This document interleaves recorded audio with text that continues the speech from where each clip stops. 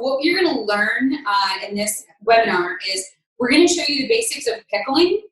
We're going to show you how to assemble delicious creations and snacks for your charcuterie or for a coming summer dinner party or picnic. And then we're going to share a bunch of our tips and tricks that we do and the ways that we preserve the flavors of summer from our gardens. And most of this will be through how we preserve our herbs. But without further ado, Kevin's going to take the stage and he's going to wow you with his pickling skills. So listen up, because this is going to get fun. Take it away, dude. All right, pickling.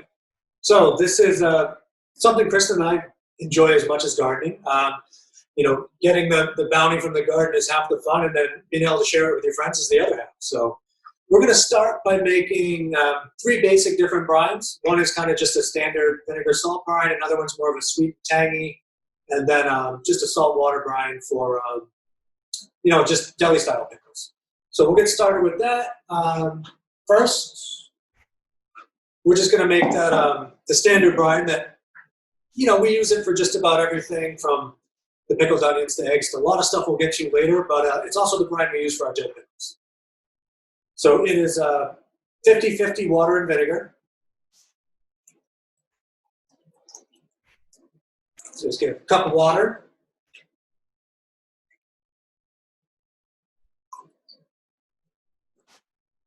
Cup of vinegar. I can't talk too much when I'm pouring, or it will go other places than just the glass. And then it's 1 tablespoon of salt. So, I mean, it's a good basic brine, and it's really easy to remember. It's a cup of water, a cup of vinegar, a tablespoon of salt. Just give that a stir, it'll all get dissolved in there. And then we'll get back to what we're going to make with these later. So that's our first brine. Second brine is going to be the salt brine that I use. And this one, you're just going for a percentage of salt by weight. So we're going to go with 500 milliliters of water.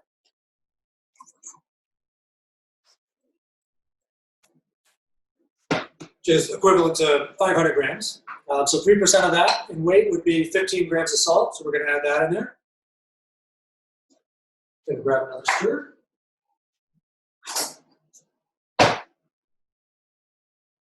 Let's get that starting to dissolve.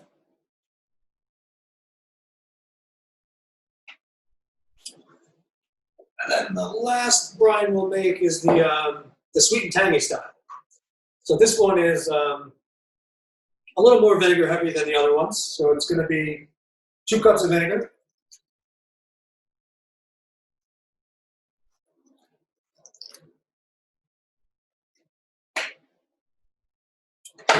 Half a cup of water.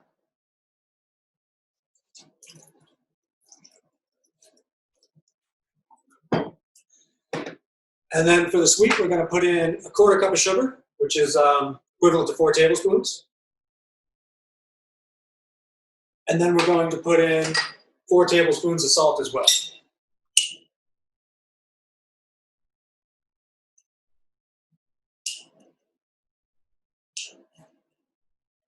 So this one is definitely going to be the saltiest, more acidic brine. It'll have quite a bit of flavor. If people were making like a, you know, bread and butter typically is twice as much sugar as salt. So that would have been more like half a cup of sugar to a 1/4 cup of salt. But personally, we like things a little, not quite that sweet. So we tone it down a little, but that's just kind of, you know, everybody's personal preference on that.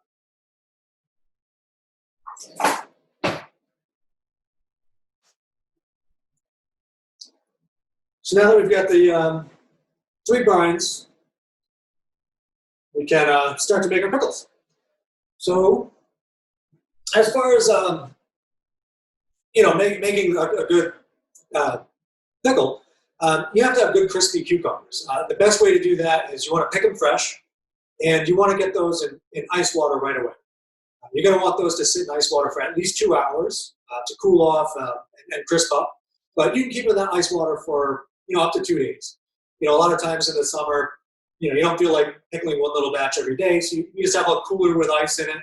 You just throw them in there when they're the right size every day or two, and then, you know, once or twice a week we, we do some pickling. So, you don't always find them all when they're the perfect size. So the medium ones, these are good for, kind of making the spears for dills. So you can just chop those into quarters. Some of these other ones, if you get one that's a little bit bigger, these ones, just cut the ends off. We have to do that on this one. You can always go back.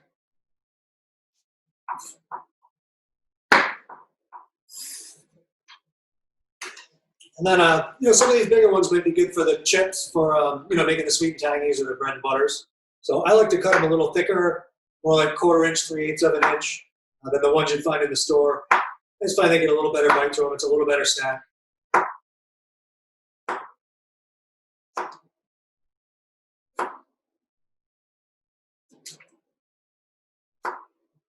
So you can chip those. You can have the spears. A lot of these other ones too. If you find that you're just growing way too many cucumbers, and you just can't keep up with them fast enough, you can pick them when they're a lot smaller. Down towards even this size. And I think these are delicious pickled whole, especially in like the deli style brine, just the salt. They get good flavor. They stay really crispy, the smaller pickles. So we'll go ahead and start putting those jars together now. So for the spears, we're going to go with the spears for the dill pickles. These ones, I find it easier just to keep the jar laid down. You can get them in there a little tighter packed.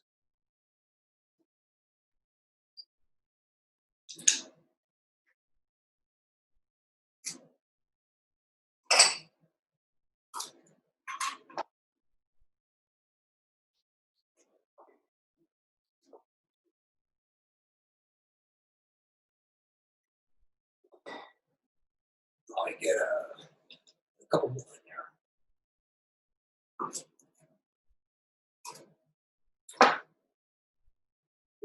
All right. And then now, hold on.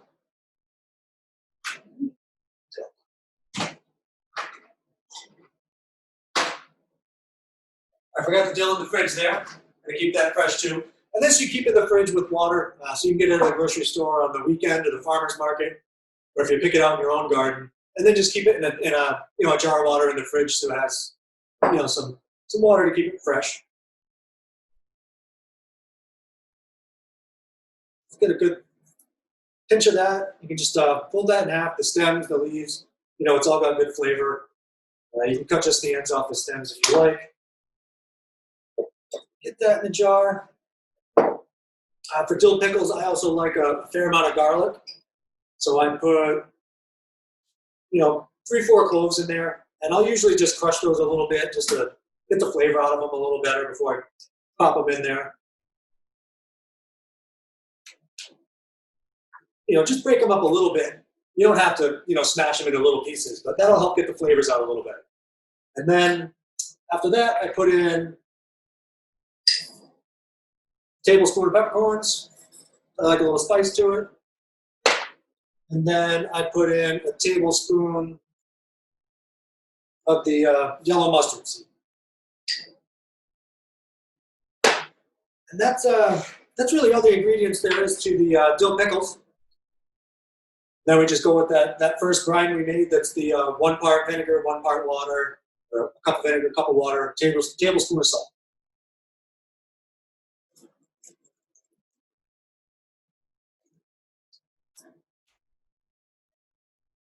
So I have done this before, so 2 cups is pretty much perfect for a quart of pickles. And then the lids we like to use when we're pickling, especially just for the fridge pickles, is the leak-proof lids from Ball. You can get these on Amazon or Walmart, but they're nice because you don't throw them away like the regular band and caps. And some of the other ones, we've had some other brands, and they just end up leaking. So these ones, they get a real good seal. So after you get all your spices in there, you can give it a good shake around. And you'll get it nice and distributed around. So we'll throw that one up there. Next, we'll go for, what's that? We'll go for the sour pickles. Like I said, for the sours, I like to go for the whole pickles. I just cut the ends off them. I've heard on the blossom end of the cucumber, if you leave that on there, there's some chemicals that can reduce the crispiness over time.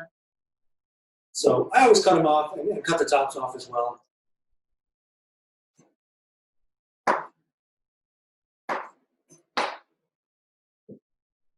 Then get those little ones in there, give it some more space. Let's see. You know, some little 4-inch ones. And usually when I do the deli pickles, I use a half-gallon jar, and I kind of fill it up with all those good, 4 or 5 inches. But with the quart-sized jar, it's easier to use the smaller ones. You can get kind of more in there.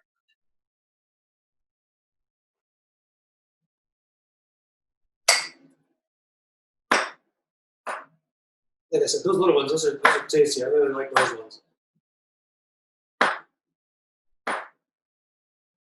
Let's see, anybody else? That'll do for that. This one for the deli pickles, this is really one where you kind of get to pick your own flavors as much as you like. I've done these many ways. This one's going to be more simpler. It's just going to be just a little bit of dill. These are more of like a refreshing pickle. There's not as much flavor, so you don't want to overwhelm it with a lot of spice. So just a little bit of dill in that one. Maybe just a half a tablespoon of peppercorns. Half a tablespoon of the mustard seed. And then, one good garlic clove. On these ones, I crush it a little more than the dill. And then I do fine chop these. Get a lot of good fragrance out of that and flavor.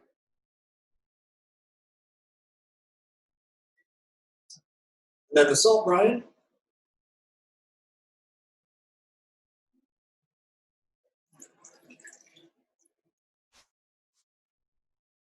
And the salt brine tends to really make everything float quite a bit. And also, since it's just a salt brine and there's no acidity to it, you can get a little bit of lactofermentation. So you want to keep everything underwater. That just keeps it a little bit safer and cleaner tasting. So these little glass weights you can buy for canning, for the wide mouth ball jars. They're just good weights. You just toss them right on top, and that's going to kind of hold everything down towards the bottom.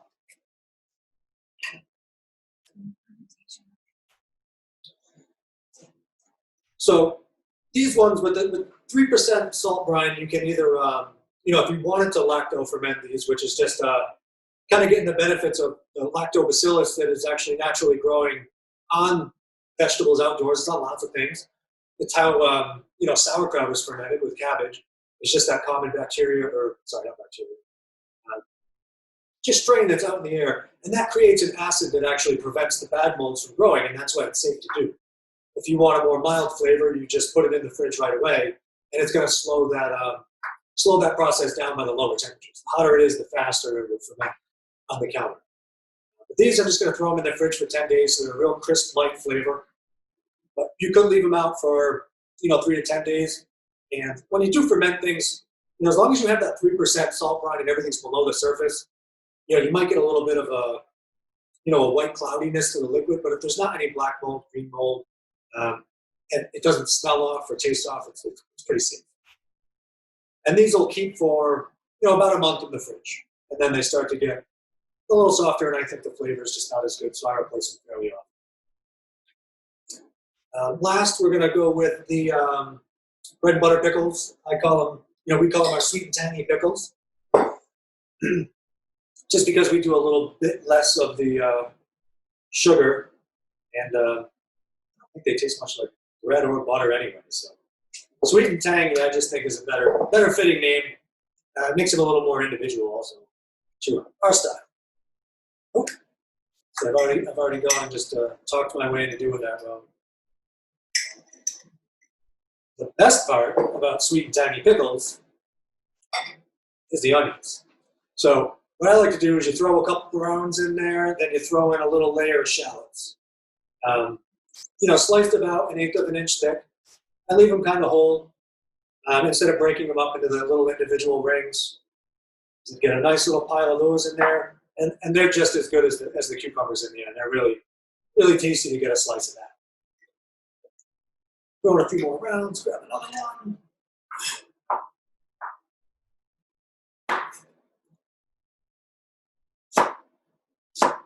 You know, it's just kind of a, like I said, I go for about 3/8 of an inch, a little thicker on the chop than you find at the store. Just find it a little tastier. You don't want to use the really small cucumbers for this. They're just, you know, not going to hold up as well with that percentage of vinegar in there. You know, that acidity is up towards, you know, 4%, so that's going to break things down a little quicker if you had a smaller vegetable in there. Another nice little layer of shallots. Get a few more slices in there.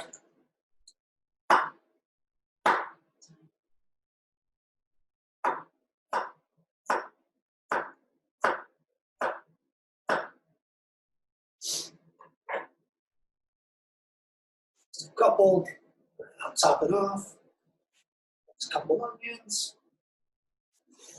And then for the seasoning on this, it's you know, a little more traditional to the common bread and butter. It's a to that 1 quart jar, you get a teaspoon of celery seed.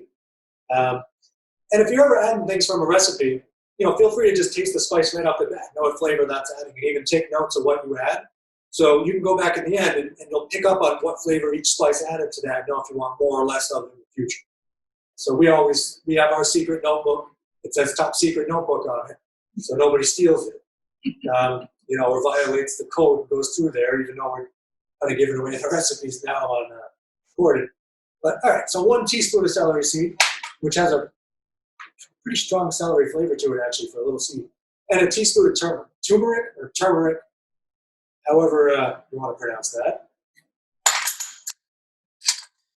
And then we have our salt and sugar brine, and this one sat a little bit longer just because it does take a second to get you know, all that salt and sugar to dissolve into that.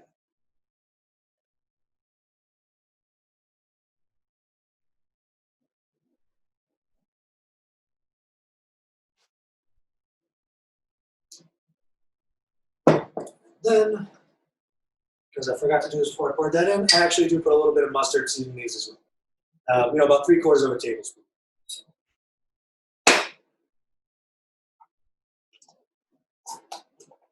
Get the lid on there, give it a good little shake around. Most fun making pickles, you can shake everything. I love shaking things around. All right, so there's our 3 different kinds of pickles. I will get this cutting board out of the way.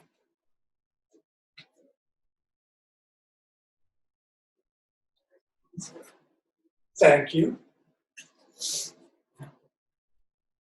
Move these down so we can still see down the alley of pickling here. I'll slide that over. All right, so other things that I like to pickle. This is one that, you know, some people have, you know, pickled eggs basically is what it is. It's what it is. Some people don't like them. I love them. It's very easy to make. Just, you know, hard boil up some eggs, peel them. Quart holds about 9 eggs. And then just use that general brine, that 1 cup water, 1 cup vinegar, 1 tablespoon of salt. Like I said, that's what I use for a lot of things. As far as boiling the eggs, everybody has a different way of doing it. We have an induction stove, so going from something that holds heat like a ceramic top or a coil stove, kind of had to relearn how to make hard-boiled eggs. So we actually end up getting the water up to a boil. Then I put the eggs in, simmer it for about 3 minutes, shut the heat off, and give it a leaven. And I put about 2 tablespoons of salt and a 1/4 cup of vinegar in the water for the boil.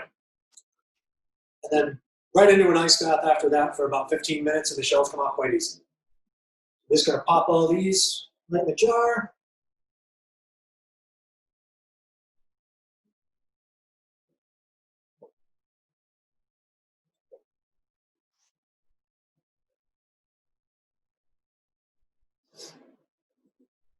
And then I like the pickled eggs with a little bit of the mustard.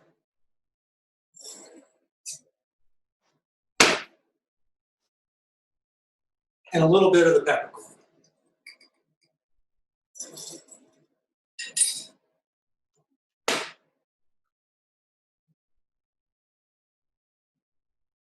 Mix up another little batch of our brine for that.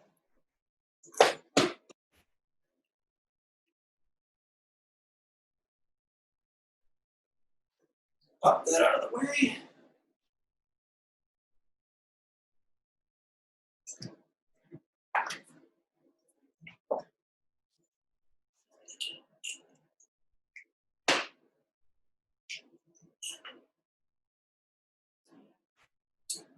All right, so now we'll just stir this up for a second, and then add this right in there. And I think these are kind of they're kind of fun looking. Once you put the vinegar in there, it really makes it it makes the colors kind of pop. It makes the eggs seem whiter, the pickles seem greener.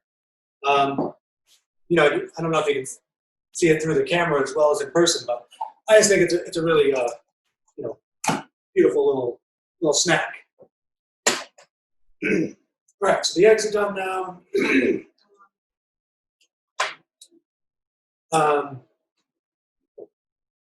So the eggs, I like those to be in the fridge to come up to flavor for.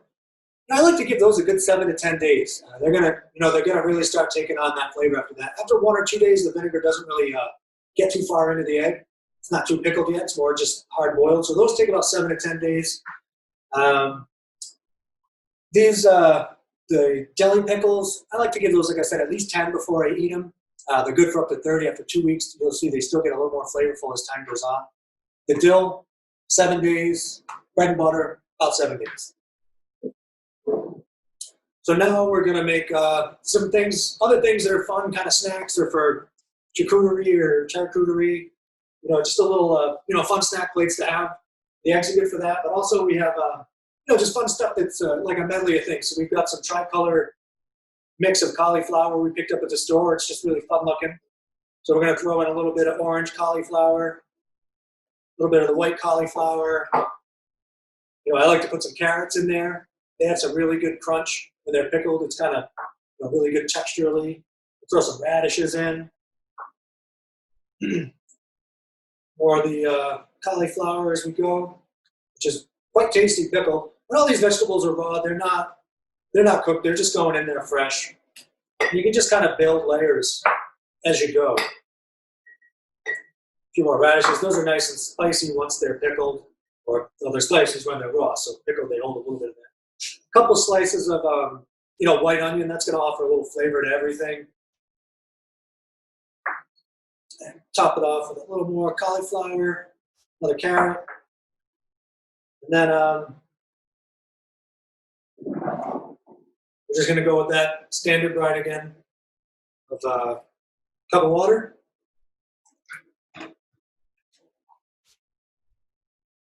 Cup of vinegar. If anything, by the end of this, you'll remember how to make this one. I've definitely said that a few times. Cup of water, cup of vinegar, tablespoon of salt. It's burned in my head. I yell it in my sleep. Because we pickle just about every weekend in the summer, so can't forget this one around here.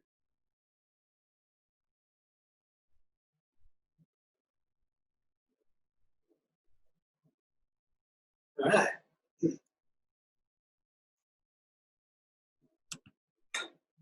A little more airspace now. We've got a little extra here.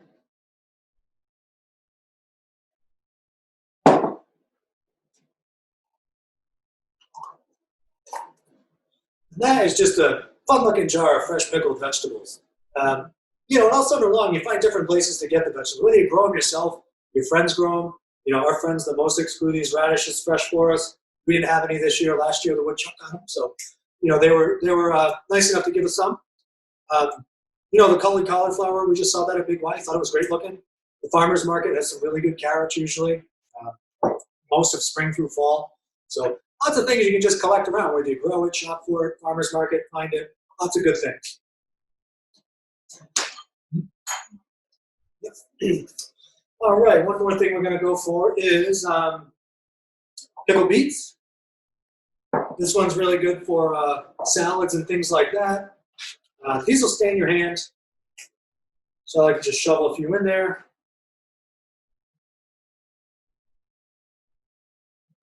Try not to make a disaster of this. Make a disaster of it. It's all right. It's all right.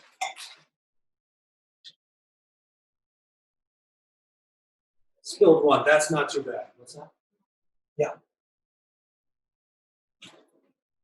Got those in there. Cup of water.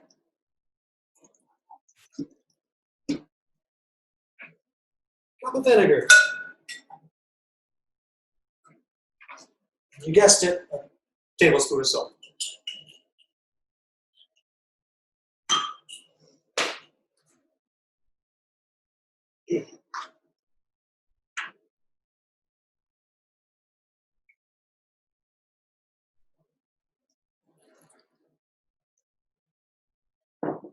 All right. So now we've got the beets. Meat goes on.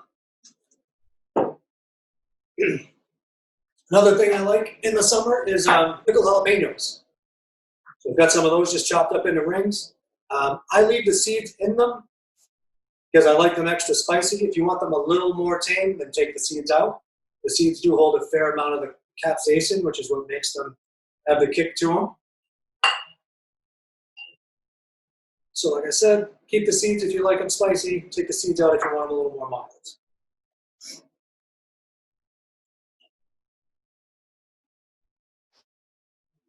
Those off.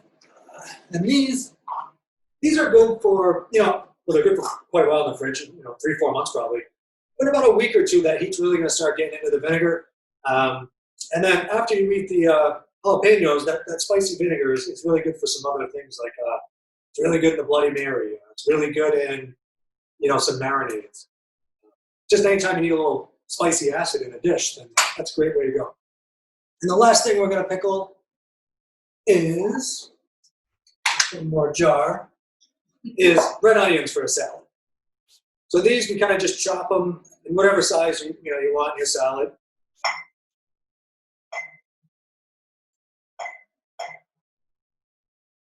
There we go, we're getting there,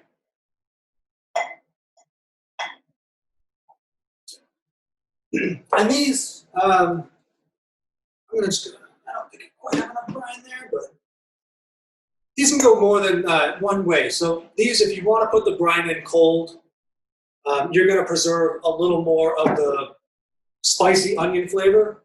Or if you were to add the brine boiling hot, it's going to tame them down a little bit, and they'll be ready in like 2 or 3 hours. So if you want to, spice that up for, dinner in short notice, you can make those in the same day.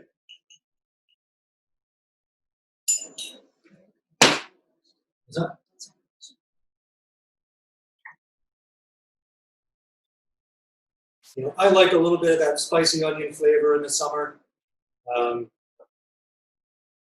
So I just leave the brine cold. Right, so, that's the basics of pickling. As you can see, there's tons of different routes you can take with the medley of vegetables, 3 different kinds of pickles, jalapenos, and beets. So it's, they're all, you open the fridge and you see all those colors, it just looks fresh. It reminds you of summer. They're good for, with that vinegar, standard brine, those are good for months in the fridge. So you'll have that fresh color and look, long past when that garden's gone. If you needed to hard can them, you can. Just follow safe food practices for processing time. The eggs, the cucumbers, the jalapenos, those I've hard canned those to keep them for up to a year. They can really well. And just remember to have fun with it. A lot of this is personal preference. How much onion, how much spice. It's just those 3 basic brines to stick to, and everything else is just having fun and going with your palate. So just have fun. And one last thing, you want to make sure you date everything so you know how long it's been in the fridge. I just use a bit of blue painter's tape and a Sharpie. Throw that on there, because when you do it every 4 or 5 days, you want to know which ones you're eating in that order. That's the basics of it. So now Kristen's going to help you with the rest of preserving, and I'm going to clean this all out of the way real quick. All right, well, I want to get into these things like now. They look so good. Like, seriously. Patience. Patience. Do a little shakeroo. Oh yeah, and you're going to want to shake them every 2 or 3 days in the fridge while they're picking up that flavor, just to keep the spices mixed up. Awesome. A little bit of set changing here. You get to see the magic that happens behind the magic. There's one really great piece of advice that I can give you right now because it is super timely. If you get beets on your counter, like we just experienced, you want to get that thing off your counter as fast as possible. It, for some reason, has a freakish ability to like invade every single thing in your kitchen.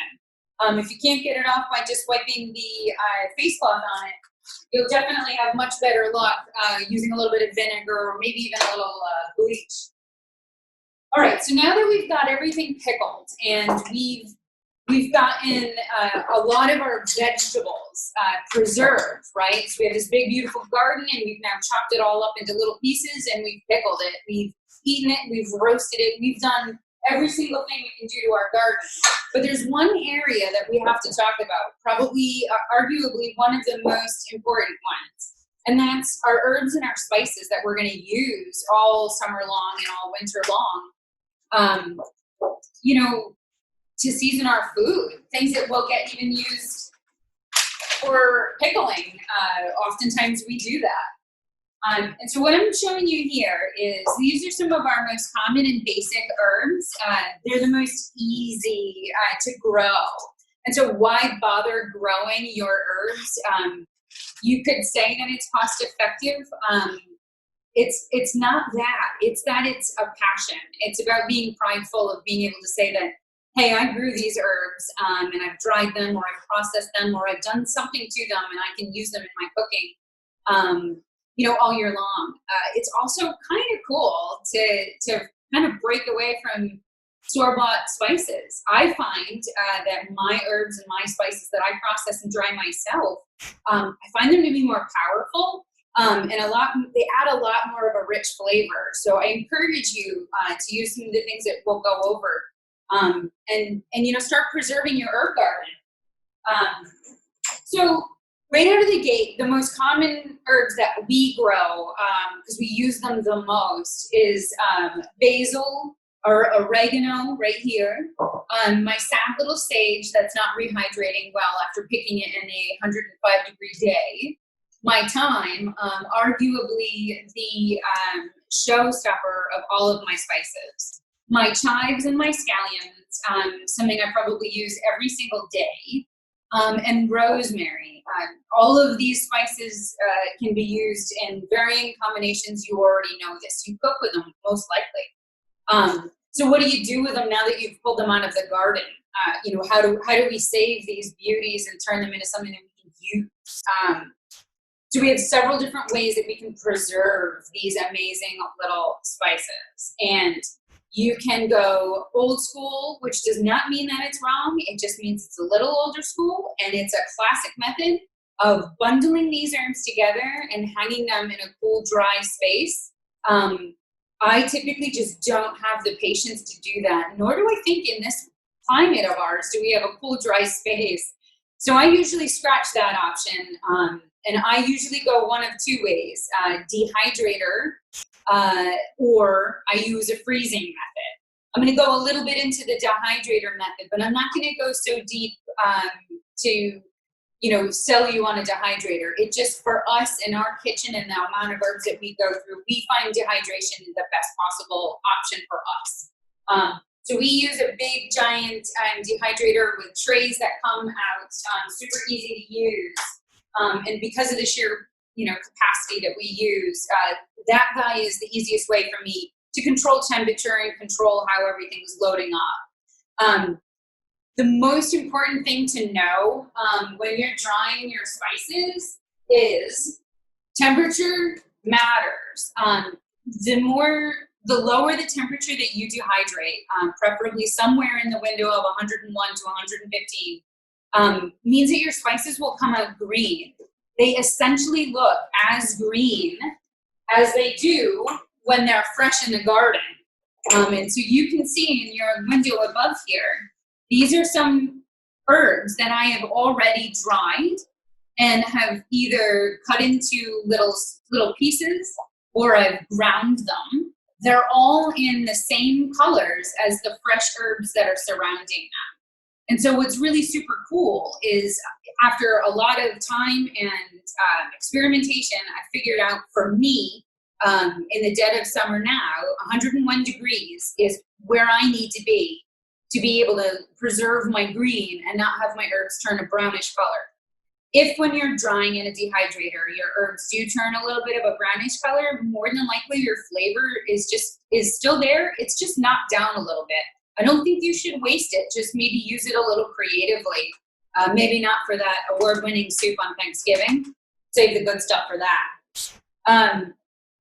Time and when you do this matters. So on hot, humid days, like we've had for the last 1 million years, I have to dehydrate almost double to triple the amount of time that I have to dehydrate when I'm using my dehydrator in the winter. And so I now, it probably takes me almost 24 hours or so to dry these herbs in a dehydrator. A very, very, very fun thing that we dehydrate that I'd like to add is my favorite little orange showrunner here. And that is cayenne peppers. So this sounds like a daunting, possibly scary thing to imagine that you could preserve your cayenne peppers and turn them into actual spices that you can use, but it's completely true. You totally can do it. So in the way that I would do this, I would cut off this top part, which is this little green part that you can see. I would just cut this in half and I would lay it down into my dehydrator. For me, I would set this at 101 degrees and I would go for no less than 24 hours. I'd probably check it and then put it in for another 6 hours.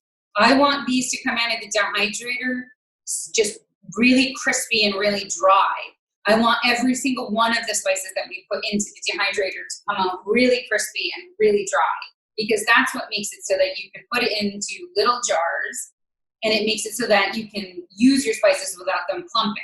Now remember, we're doing these from scratch, so we don't have any of those anti-caking agents in anything that's in commercial spices. It's awesome that we don't have added things, but it can also lead to a little bit of clumping. So just every now and again, make sure you're still drying in an airtight container. One thing I'd like to caution you about, and this cannot be understated, it screams maybe from a rooftop actually, is do not in any way, shape, or form forget to wear your gloves when you're working on cayenne peppers. Your eyeballs will thank you when you go to wipe them later on in the day after processing them with your bare hands. So you've heard it here, you've been warned.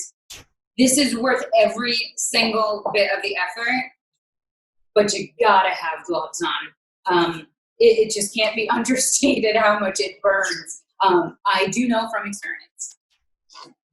So using a dehydrator is great because you can get things nice and crispy. You can throw all your herbs into a nice airtight container. I do my herbs in big batches like this, and then I process them in smaller batches for my spice shelf because this is harder to store than this. So what if you don't want to dehydrate and you don't want to hang them and you want maybe just, let me just tiptoe into this saving herbs in my garden. The most coolest way, and some of you might find this actually be your preferred way because it's very nice for cooking. And it's what I like to call the ice cube tray method. Two little baby mini trays. I get these when we get some of our different appliances. For whatever reason, they always give you these super cute little mini guys. I kind of adore them, so I save them for my herbs. I don't use them for ice cubes because they're too small, like, right? That's kind of small. If you're an ambitious type and you have the extra freezer space, go for your big old standard ice cube trays. They're great. They work absolutely great. For us, we have a smaller situation, so I usually do just a little baby tray so that I don't have to give up too much of my freezer space.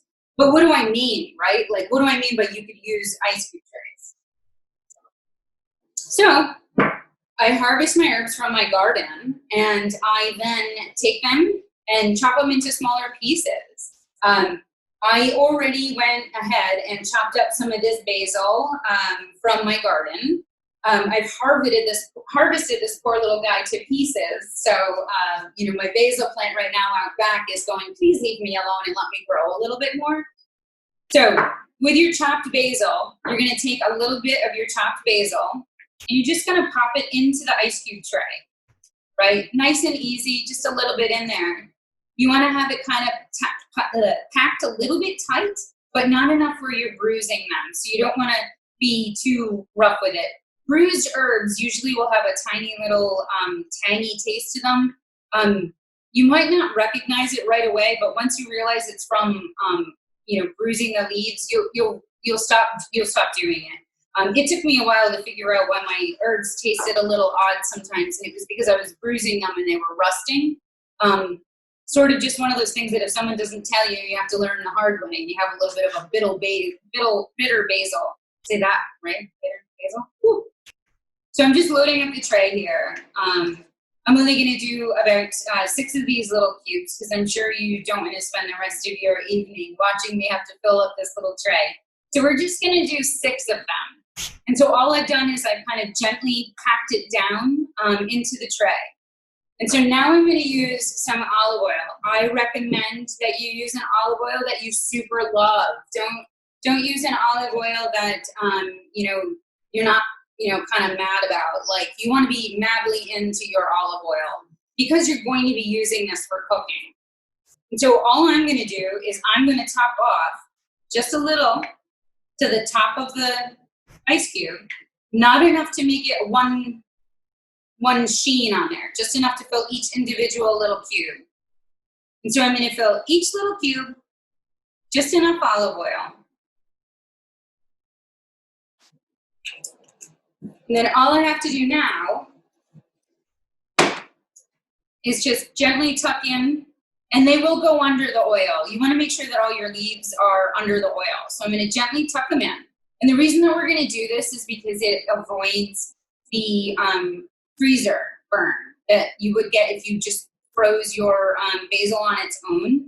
The reason that I do this method versus just chopping up my basil and freezing it into the freezer, for me, I have found in my experience that the frozen basil in oil retains the most of its natural flavor that I would get if I had just chopped it up and popped it into my whatever it is that I'm cooking. So in this case, I would put these in the freezer. I would wait till they were completely set, and I would start putting them either into a baggie, or I'd be using one of my airtight containers and still keeping it in the fridge, and I would just slowly fill it up. So what would you use your any of your herbs preserved in an olive oil tray? I use mine. Sometimes I will use a bigger batch of it. I'll make a bigger baggie and just fill it with olive oil and basil. And I'll use that for my sauce when my tomatoes are in. A lot of the times I find that my herbs are, really healthy and robust, but it's never in the same season that my tomatoes are ready to be made into sauce. So this is a great way for me to preserve the basil while it's good and healthy and use it later when my tomatoes are ready to be harvested and turned into sauce. You also can use these as finishing or in stir fries, wherever it is that you like to use your fresh herbs in the summer, preserve them in this way, and you pop out a cube to use that in the wintertime or in the colder months. It's just a really great way to pay homage to your, herbs and things that you work kind of hard on. The next thing that I would put into these ice cube trays is usually chives. I go through a lot of basil and chives in our kitchen. So I like to have those on hand pretty much all the time. By the end of summer, I will have probably 3 or 4 of these containers of dried, sliced, tiny little chives. And I will put them into this nice little, tiny little container and use them in my spice rack.